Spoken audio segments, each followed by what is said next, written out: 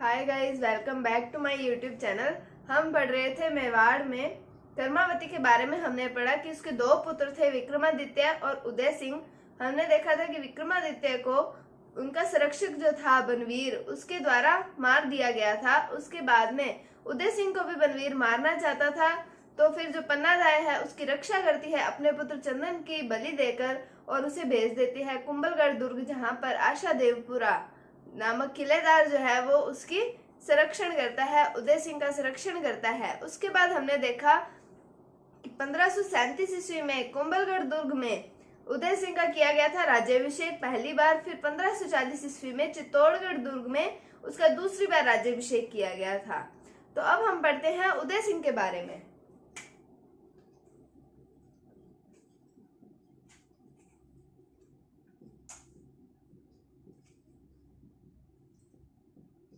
उदय सिंह का time period आता है 1537 ईस्वी से 1572 ईस्वी तक।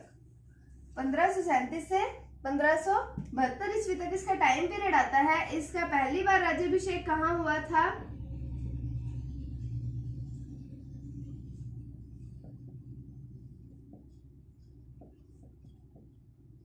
ये हुआ था कुंभलगढ़ दुर्ग में।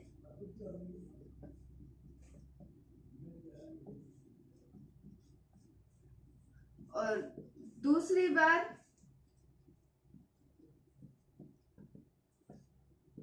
चित्तौड़ दुर्ग में। ये हुआ था 1537 ईस्वी में और ये हुआ था 1540 ईस्वी में। उसके बाद में आता है कि 1559 ईस्वी में उदय सिंह के द्वारा एक शहर बसाया गया था जिसका नाम आता है उदयपुर। उदयपुर शहर बसाया और इस शहर में उदय सागर झील का निर्माण करवाया। तो हमने देखा कि 1537 से 1572 ईस्वी तक इसका शासनकाल आता है। किनका? उदय सिंह का। प्रथम बार इनका राज्याभिषेक हुआ था 1537 ईस्वी में कुंभलगढ़ दुर्ग में और द्वितीय बार इनका राज्याभिषेक हुआ था चित्तौड़ में 1540 ईस्वी में। और हमने पढ़ा कि 1559 ईस्वी में उदयपुर नामक शहर बसाया था इन्होंने और वहां उदय सागर झील का निर्माण करवाया था। अब इसके समकालीन हम मुगल वंश के बारे में थोड़ी चर्चा करते हैं।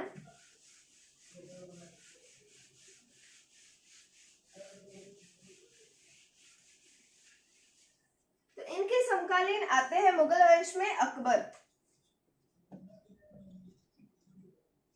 हुमायूं के पुत्र हैं। कौन है? अकबर। इनका टाइम पीरियड आता है 1556 ईस्वी से 1605 ईस्वी तक। 1556 ईस्वी से 1605 ईस्वी तक। अब आता है कि 1556 ईस्वी से 1560 ईस्वी तक जो है अकबर पर बैरम खान का प्रभाव था। मतलब बैरम खान जो कहता था वही अकबर करता था। उसके बाद में 1560 से 62 तक के काल को कहा जाता है पेटीकोट गवर्नमेंट।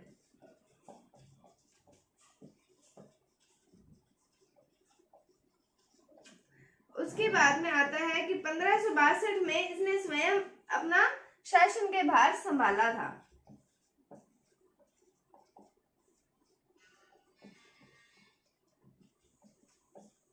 उसके बाद में अकबर के एक गुरु का नाम आता है अब्दुल लतीफ। अब्दुल लतीफ इनके गुरु का नाम आता है जिन्होंने इन्हें सुलह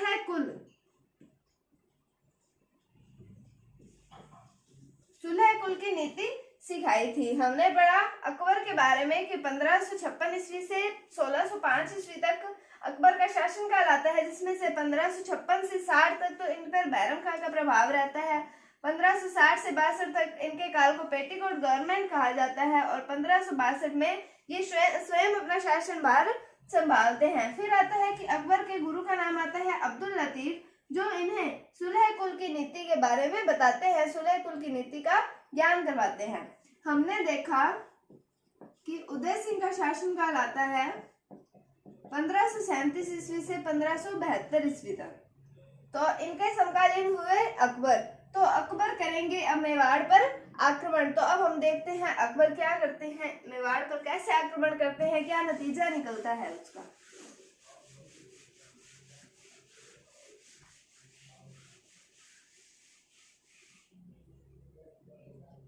तो चित्तौड़ में तो है उदय सिंह और मुगल वंश के हैं अकबर।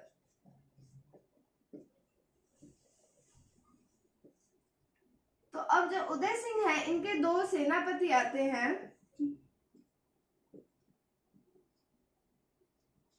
जिनका नाम आता है जयमल और फत्ता।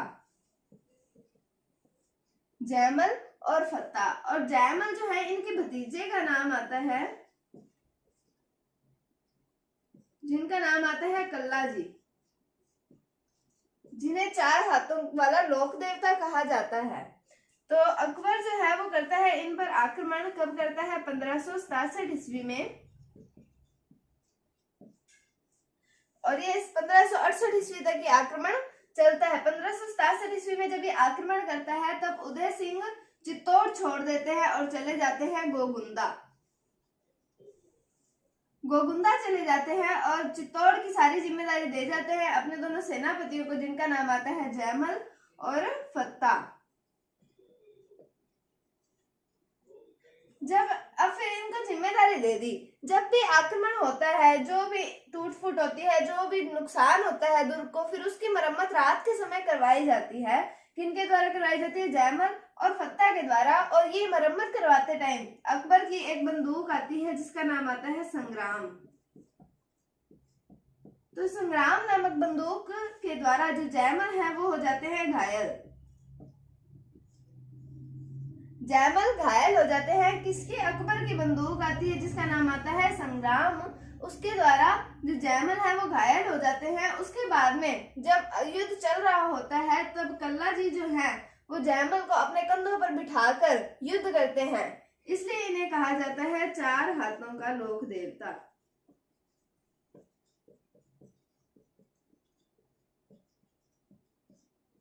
और ये घायल कब होते हैं? 1568 ईस्वी में। तो ये घायल हो जाते हैं, तो इन्हें कहा जाता है 4 हाथों का लोक देवता। कल्ला जी के बारे में हम लोक देवताओं के बारे में जब पढ़ेंगे कला संस्कृति में, तब हम इनके बारे में पढ़ेंगे विस्तार से। तो उसके बाद में क्या होता है कि हो गए ये जयमल जो है वो हो गए घायल और कल्ला जी उनको अपने कंधों पर बिठाकर जाते हैं। फिर आता है कि फत्ता जी की पत्नी आती है जिनका नाम आता है फूल कंवर। अब यहाँ पर इनके नेतृत्व में किया जाता है जौहर, और जो जयमल, फत्ता और कल्ला जी, इन तीनों के नेतृत्व में किया जाता है केसरिया। मतलब यहाँ पर एक बार और साका हो गया। कितनावा साका हुआ? ये तीसरा साका हुआ। तो मेवाड़ का तीसरा व अंतिम साका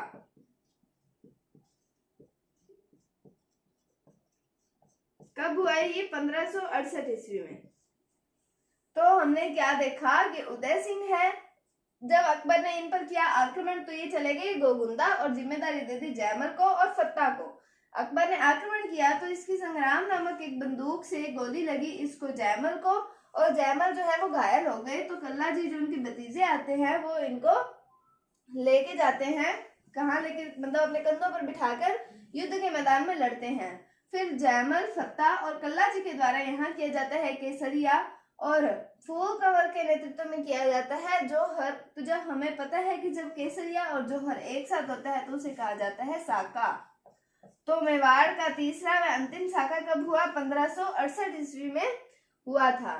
तो इसके बारे में ये हो गया। उसके बाद में हम आगे बढ़ते हैं।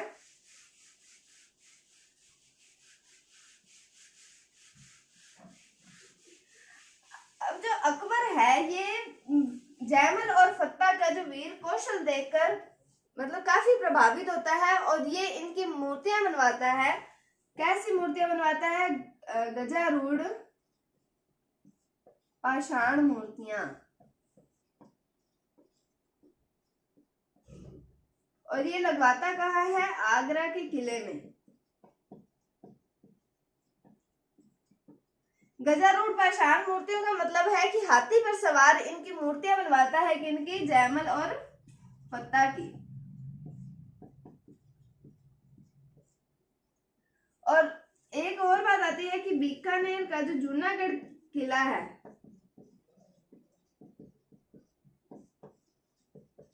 यहाँ पर भी जयमल और फत्ता की गजारूढ़ पाषाण मूर्तियां बनवाई गई है।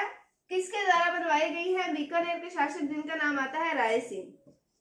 राय सिंह के द्वारा बनवाई गई है। तो ये हमें पता होना चाहिए कहाँ पर है। एक आगरा के किले में है और एक जूनागढ़ के किले में है। आगरा वाली किसने बनवाई है? ये बनवाई है अकबर ने।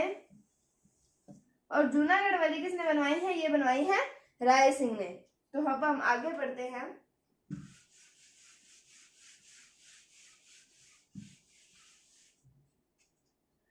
अब बात आती है 28 फरवरी 1572। तो उदय सिंह का हो जाता है देहांत।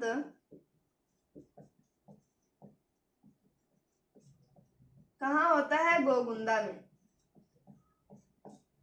तो अब हम देखते हैं उदय सिंह की दो रानियां आती हैं जिनके नाम आते हैं, एक का नाम आता तो है धीरबाई, एक का नाम आता है जयवंता बाई। जयवंता बाई वही है जो अखेराज सोनगरा चौहान की पुत्री है और जिनका विवाह हुआ था उदय सिंह से। किस लिए? सैन्य सहायता प्राप्त करनी थी उदय सिंह को, इसलिए इनका विवाह हुआ था। धीरबाई जो है इनको कहा जाता है रानी भटियाणी। इनको रानी भटियाणी के नाम से भी जाना जाता है। अब जो धीरबाई है इनके पुत्र का नाम आता है जगमाल और जयवंता बाई के पुत्र का नाम आता है प्रताप। हमने पढ़ा जयवंता बाई के पिता का क्या नाम है? अखेराज। अब जो उदय सिंह है ये अपनी पत्नी जो धीरबाई है, क्योंकि जगमाल है छोटा और प्रताप है बड़ा, और जो जगमाल जो है इसको अपना उत्तराधिकारी बना देता है। कौन? उदय सिंह बना देते हैं। क्यों बना देते हैं? अपनी पत्नी धीरबाई के प्रभाव में आकर। किसको अपना उत्तराधिकारी बनाते हैं? जगमाल को। फिर उसके बाद में जब जगमाल को उत्तराधिकारी बना देते हैं तो अखेराज चौहान जो है वो इनकी मदद करता है प्रताप की, और जो प्रताप है वो इनको कर देते हैं निष्कासित। मतलब ये अखेराज की मदद से प्रताप जो है वो जगमाल को निष्कासित कर देते हैं और जगमाल चला जाता है कहाँ? अकबर के पास। ये अकबर के पास चला जाता है और प्रताप का हो जाता है राज्याभिषेक। कब होता है? 28 फरवरी 1572 को गोगुंदा में